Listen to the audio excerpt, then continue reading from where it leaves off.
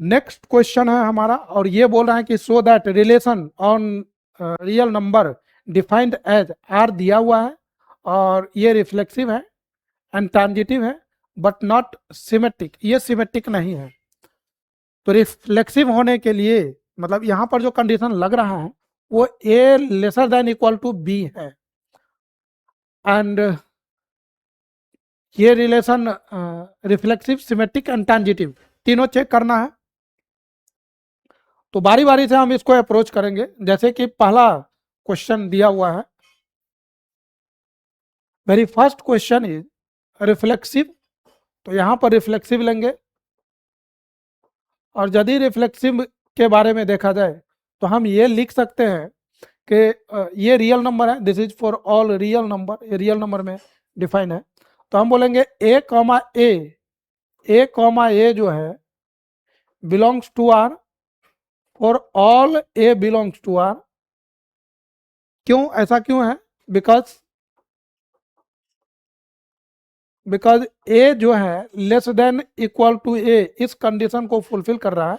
मतलब ए जो है हियर हमारे पास ए और ए इक्वल टू है, या तो उससे छोटा होना चाहिए, वो जो दो एलिमेंट है या तो उससे छोटा हो या उसके बराबर हो। तो ए और ये कौन सा रिलेशन फुलफिल कर रहा है? इक्वल टू वाला। तो यदि ये दोनों इक्वल हैं तो इसका मतलब ये रिलेशन में आएगा। तो ये बातें हो गई रिफ्लेक्सिव। दूसरा जो है हमारा वो है symmetric.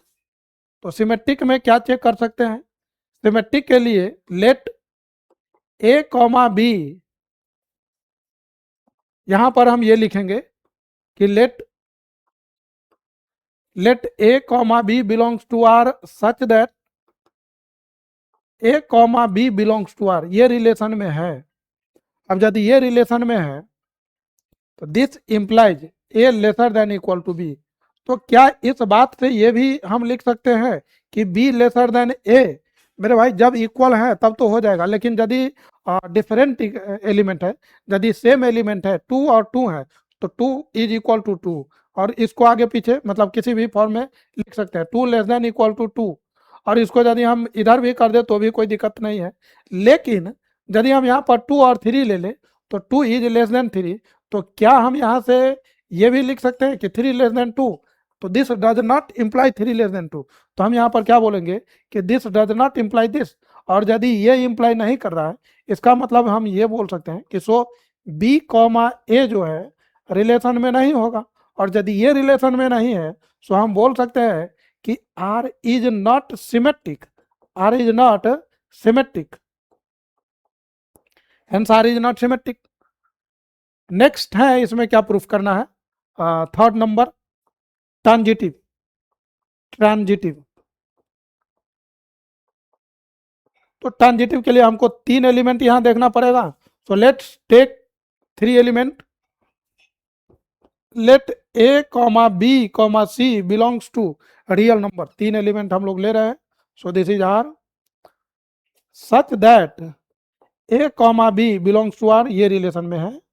B comma c this also belongs to R. और यदि ये दोनों रिलेशन में है तो हमको ये दिखाना है कि ए का भी सी से है। खैर देखते हैं इसको। A comma B belongs to R का मतलब क्या हुआ? इसका मतलब ये हुआ, इट मीन्स कि ए lesser than equal to b, और बी कॉमा सी रिलेशन में है, इसका मतलब ये हुआ कि b lesser than equal to c. A b से छोटा है, बी सी से छोटा है, तो ऑफकोर्स ए सी से छोटा होगा। ए बी के बराबर है, बी सी के बराबर है, तो ऑफकोर्स ए सी के बराबर होगा। तो दोनों ही बात सही है। इसका मतलब हम ये लिख सकते हैं कि ए lesser than equal to C, और यदि A lesser than equal to C है, it means A comma C belongs to R. और यदि A comma C belongs to R है तो हम क्या बोल सकते हैं? Hence hence R is transitive, और ये ट्रांजिटिव है। यदि कोई रिलेशन इन बातों को फुलफिल कर गया, मतलब ए का बी से, बी का सी से, और ए का भी सी से है, तो वो ट्रांजिटिव है। तो यहां पर ये जो गिवन रिलेशन था वो रिफ्लेक्सिव है, ट्रांजिटिव है बट नॉट सिमेट्रिक। तो आप इस बात को लास्ट में लिख सकते हैं, hence we can say that hence R is reflexive, ये रिफ्लेक्सिव है, ट्रांजिटिव है reflexive transitive but not symmetric, और ये सिमेट्रिक नहीं है, बट नॉट सिमेट्रिक, और यही प्रूफ करना था, मतलब प्रूफ, तो ये प्रूफ हो गया। तो इस तरीके से अपनी बातों को इसमें रखा जा सकता है।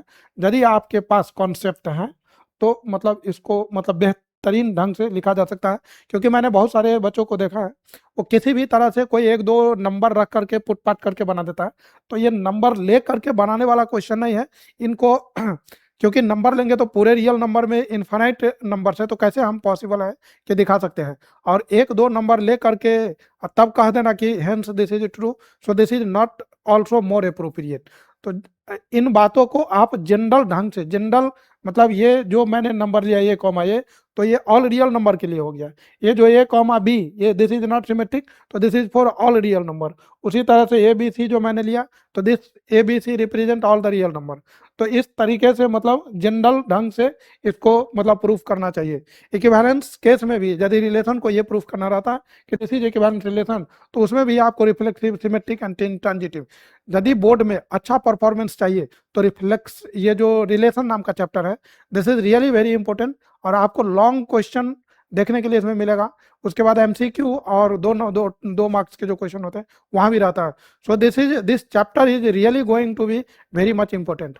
एंड यदि रिलेशन का कॉन्सेप्ट है तो फंक्शन और रिलेशन भी मिला करके दिया रहता है क्वेश्चन, तो फंक्शन में भी इसका हेल्प कहीं ना कहीं मिलेगा।